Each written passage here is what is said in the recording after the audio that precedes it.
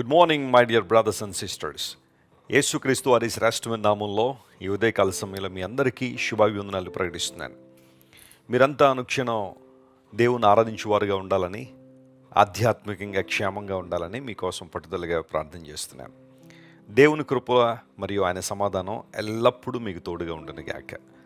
ఓ దేవుని సేవకుడు ఇలా అంటాడు, దేవుని మీదనో మరియు ఆయన వాక్యం మీదనో నిరీక్షణ కలిగి ఉండేవాడు లోకంలో ఏ విషయంలోనూ నిరాశ చెందడు అని. అది ఖచ్చితంగా వాస్తవమే. దేవుని మీద ఆశ పెట్టుకునేవాడు, దేవుని వాక్యం మీద నిరీక్షణ కలిగిన వాడు ఎట్టి పరిస్థితుల్లోనూ నిరాశకు గురవ్వడు. అపవాది కొన్నిసార్లు కొన్ని సందర్భాలు మన జీవితంలో తీసుకొస్తాడు, నిరాశ నిస్పృహలను మన ముందు తీసుకొస్తాడు. అయితే ఆ పర్టికులర్ సమయంలో మనం దేవుని మీద విశ్వాసం ఉంచగలిగితే, ఆయన వాక్యాన్ని గట్టిగా పట్టుకోగలిగితే నిరాశను జయించి నిరీక్షణతో మనం బ్రతకగలుగుతాం. ప్రతిరోజు ఉదయాన్నే లేచిన తర్వాత ఒక వాగ్దానాన్ని బైబిల్లోంచి మనం ధ్యానం చేస్తున్నాం. ఈరోజు వాగ్దాన సందేశంగా ఆదికాండము 17వ అధ్యాయము 8వ వచనాన్ని మనం చదువుకుందాం. Genesis chapter 17 and verse 8. నీకును నీ తరువాత నీ సంతతికిని నీవు పరదేశివై ఉన్న దేశమును అనగా కనాను దేశమంతటిని నిత్య స్వాస్థ్యముగా ఇచ్చి వారికి దేవుడినై యుందునని అతనితో చెప్పాను. దేవుని పరిశుద్ధ నామానికి మహిమ కలుగునుగాక. చదవబడిన వాక్య భాగం చాలా శ్రేష్టమైన వాక్య భాగం. ఆదికాండం 17వ అధ్యాయం దగ్గరికి వచ్చేసరికి అబ్రహాముకు 99 సంవత్సరాలు వచ్చేసాయి. దేవుడు అబ్రహాముకు ప్రత్యక్షమై, నీవు నా సన్నిధిలో నిందారహితుడివై నడిస్తే నేను నిన్ను ఆశీర్వదిస్తాను, అత్యధికంగా నేను దీవిస్తానని దేవుడు వాగ్దానం చేశాడు. నేను సర్వశక్తి గల దేవుడును, ఐఎమ్ ఆల్ మైటీ అని దేవుడు తన గురించి తాను పరిచయం చేసుకున్నాడు. నిజమే, దేవుడు శక్తి గలవాడు, ఆయన శక్తి అపారమైనది. మనుషులకు ఒక స్థాయిలో శక్తి ఉండొచ్చు, కానీ దేవుని శక్తి కొలవలేని శక్తి. సర్వశక్తిమంతుడు అని దేవుణ్ణి మనం కీర్తించడంలో ఆనందించాలి, సంతోషించాలి.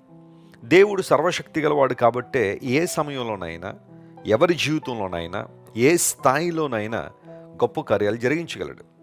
అబ్రహాముతో దేవుడు మాట్లాడుతున్నాడు, అబ్రామా, నీవు నిందారహితుడిగా నా సన్నిధిలో నడు, walk before me and be blameless. ఎప్పుడైతే నువ్వు అలా చేస్తావో నేను ఆశీర్వదిస్తాను. అంత మాత్రం కాకుండా ఇకపై నీ పేరు అబ్రాము అనబడదు, ఇప్పటి నుంచి నువ్వు అబ్రహాము అని పిలువబడతావని దేవుడు అబ్రహాము పేరును మార్చాడు. పేరు గుణమును సూచిస్తుంది. Name denotes the character. దేవుడు అబ్రహాము అనే పేరు అతనికి ఇవ్వడం ద్వారా తన దివ్య సంకల్పాన్ని అబ్రహాము ద్వారా నెరవేర్చాలని దేవుడు ఆశించాడు. అబ్రహాము యొక్క పేరు మార్చబడిన తర్వాత దేవుడు అతనికి ఇస్తున్న వాగ్దానం, నువ్వు ఏ దేశంలో అయితే ఈరోజు పరదేశిగా ఉన్నావో అది నీకును మరియు నీ సంతతికిని, నీ బిడలకు, ఆ తర్వాత తరాలకు నిత్య స్వాస్థ్యముగా. ఇంగ్లీష్లో ఏముందంటే లాస్టింగ్ పొజెషన్ అనే మాట రాయబడింది. ఎల్లప్పుడూ మీరు దాన్ని స్వాధీనపరుచుకున్న వారుగా ఉంటారు. నిత్య స్వాస్థ్యముగా నేను దాన్ని అనుగ్రహిస్తున్నాను అని దేవుడు వాగ్దానం చేశాడు. ప్రభునందు ప్రియులారా, దేవుడు మనకు స్వాస్థ్యమును సిద్ధపరిచారు. ఒక తల్లి తండ్రి తమ జీవితంలో కష్టపడిన తర్వాత తమ ఆస్తిని తమ తరాల వారికి లేదా తమ బిడలకు వారు స్వాస్థ్యంగా ఇస్తారు. దేవుడు మనకు కూడా స్వాస్థ్యాన్ని అనుగ్రహించాడని బైబిల్లో రాయబడింది. హెబ్రీలకు రాస్తూ అపోస్తలుడైన పౌలు మొదటి అధ్యాయంలో అంటాడు, మనందరికీ కూడా రక్షణ అనే స్వాస్థ్యము ఇవ్వబడింది అన్నాడు. అది చాలా శ్రేష్టమైన మాట. రక్షణ అనేది ఒక స్వాస్థ్యం. నువ్వు రక్షించబడిన వ్యక్తివా? యేసుక్రీస్తు ప్రభు రక్తం ద్వారా కడగబడిన వ్యక్తివా? రెండవ జన్మ అనగా నూతన జన్మానుభవం నీలో ఉందా? నువ్వు రక్షించబడిన వ్యక్తివైతే నువ్వు ఆల్రెడీ ఓ గొప్ప స్వాస్థ్యాన్ని కలిగి ఉన్నావు.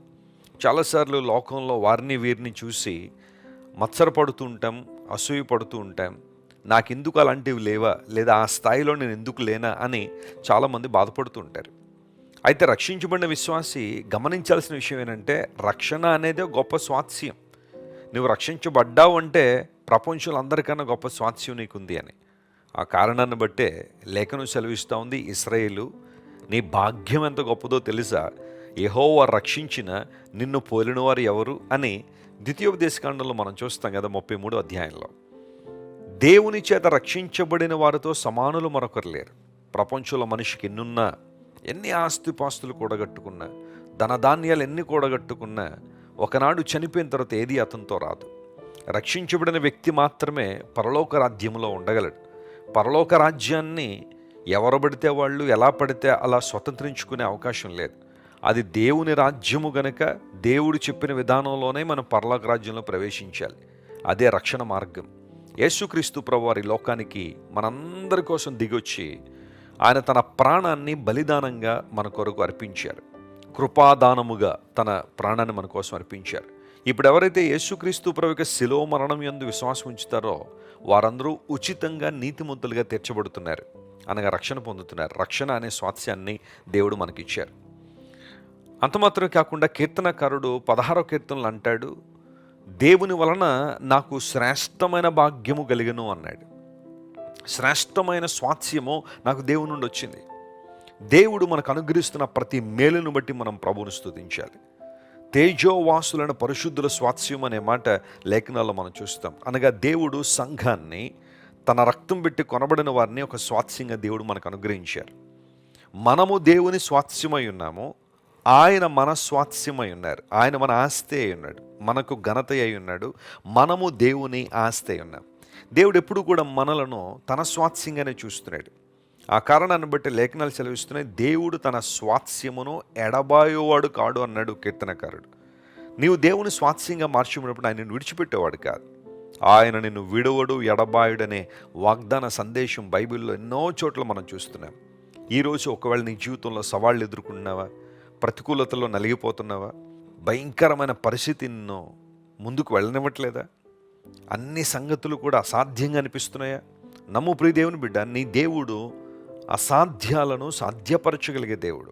నిత్య స్వాస్థ్యముగా కనాను దేశాన్ని అబ్రహాముకి ఇచ్చిన దేవుడు రక్షణ అనే స్వాస్థ్యాన్ని మనకి ఇవ్వడం మాత్రమే కాకుండా మన ప్రతి అవసరాన్ని తీర్చడానికి ఆయన సామర్థ్యం కలిగినవాడు. ఆయన మహిమైశ్వర్యంలో మన ప్రతి అవసరం తీర్చబడుతుందని ఫిలిప్పీలకు రాసిన పత్రికలో మనం చూస్తాం.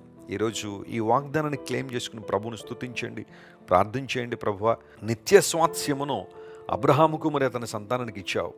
నేను ప్రేమించే వారికి స్వాస్థ్యం అనుగ్రహించే దేవుడు ప్రభువా అని ప్రభువును స్తుతించండి. ఖచ్చితంగా మీ జీవితంలో అద్భుతాలు చూస్తారు. ప్రార్థన చేసుకుందాం. ప్రేమగల మా తండ్రి, గొప్ప దేవ, నీవు మా స్వాస్థ్యమై ఉన్నావు, మేము నీ స్వాస్థ్యమై ఉన్నాం. అందును బట్టి నేను స్తుతిస్తున్నాం ప్రభువా. తన స్వాస్థ్యమును దేవుడు ఎడబాయడని నీ లేఖనంలో రాయబడిన రీతిగా నీవు మమ్మల్ని విడువక ఎడబాయికి నడిపిస్తున్నందుకు నీకు వందనాలు. మా పట్ల నీకున్న అపారమైన ప్రేమను బట్టి, అనిర్వచనమైన కృపను బట్టి నీకు లెక్కలేని స్తోత్రాలు చెల్లిస్తున్నాం ప్రభువా. మా ప్రియులు ఎంతమంది అయితే వాగ్దాన సందేశాన్ని వింటున్నారో వారందరినీ విశేషంగా దీవించండి, ప్రతి అవసరాన్ని తీర్చండి, అనారోగ్యములను విడుదలివ్వండి, స్వస్థపరిచి ధైర్యపరిచి అన్ని విషయాల్లో వారి ద్వారా నీ నామం మహింపరుచుకోమని కోరుకుంటూ యేసుక్రీస్తు వారి అత్యున్నతమైన నామం పేరట అడిగి వేడుకొనిచున్నాం తండ్రి, ఆమేన్. క్రైస్ట్ వర్షిప్ సెంటర్ ఓ బలమైన సంఘ ఉద్యమం. కొన్ని సంవత్సరాల క్రితం కేవలం 2 ప్రారంభించబడిన పరిచర్య నేడు ప్రపంచవ్యాప్తంగా లక్షలాది మందిని ప్రభావితం చేయుచున్నది. రాజమండ్రి, సికింద్రాబాద్, బెంగళూరు, నెల్లూరు, దుబాయ్, బహ్రైన్, కరీంనగర్, విశాఖపట్నం, గద్వాల్, కొవ్వూరు, మలకపల్లి, శ్రీలంక, భూటాన్, అడ్డతీగల, పాలమూరు, ఒంగోలు, బళ్ళారి, కోరుకొండ, పోతవరం, నల్లజర్ల, వెంకటరామయ్యగూడెం, మచిలీపట్నం, ఇందిరానగర్లతో పాటు అనేక గ్రామాల్లో క్రైస్ట్ వర్షిప్ సెంటర్ ఆరాధనలు జరుగుచున్నవి. వాక్య సంబంధమైన ఉద్యమంలో, పరిశుద్ధాత్మ సంరక్షణలో కొనసాగాలనుకునే ప్రతి ఒక్కరికి మా ప్రేమపూర్వక ఆహ్వానాన్ని అందిస్తున్నాము. రండి, ఆత్మతో సత్యముతో ప్రభువైన యేసుక్రీస్తును ఆరాధిద్దాం. మీరు ఇంతవరకు విన్న దైవ సందేశం మరియు దేవుని సేవకులు చేసిన ప్రార్థన మీకు ఆశీర్వాదకరముగా ఉన్నదని విశ్వసించుచున్నాము. ఈ సందేశాన్ని మీ స్నేహితులకు, బంధువులకు షేర్ చేయండి. మీకు ఏదైనా ప్రార్థన అవసరత ఉన్నచో మా ఫోన్ నంబర్లకు కాల్ చేయండి. దేవుడు మిమ్మల్ని ప్రేరేపిస్తే విశ్వాసంతో సాగుచున్న ఈ పరిచర్యను ప్రోత్సహించండి. మరిన్ని వర్తమానాలు, పాటలు వినుటకు జాన్ వెస్లీ మినిస్ట్రీస్ అను మా యూట్యూబ్ ఛానల్ను సబ్స్క్రైబ్ చేసుకొనండి. ప్రభువైన యేసుక్రీస్తు కృప మీకు తోడైండును గాక.